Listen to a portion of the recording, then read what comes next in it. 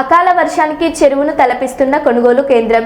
నిర్మల్ జిల్లాలో నిన్న కురిసిన వర్షంతో కాల్వలోని కొనుగోలు కేంద్రంలో భారీగా నీరు చేరి తడిసి ముద్దైన ధాన్యంపై తార్పీలను కప్పిన కింది నుంచి నీరు చేరడంతో తడిసిపోయిందంటూ ఆవేదన. ఇప్పటికే ధాన్యానికి మొలకలు వచ్చి నష్టపోయామని, ఈ వర్షంతో మరింత నష్టం వాటిల్లిందని కన్నీరు పెట్టుకున్న అన్నదాతలు.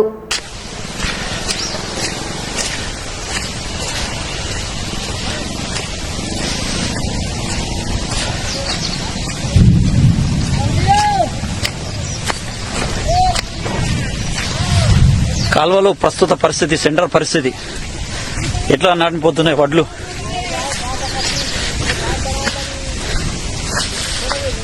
కథ గోవింద, ఇవి అడ్లు రావు, చేతుకు రావు, గంగలవు పో.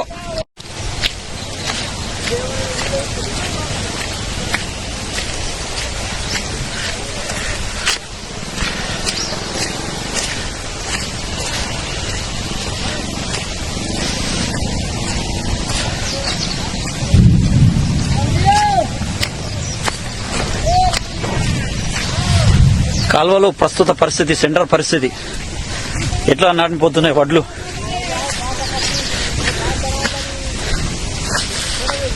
కథ గోవింద, ఇవి అడ్లు రావు, చేతుకు రావు, గంగలవు పో.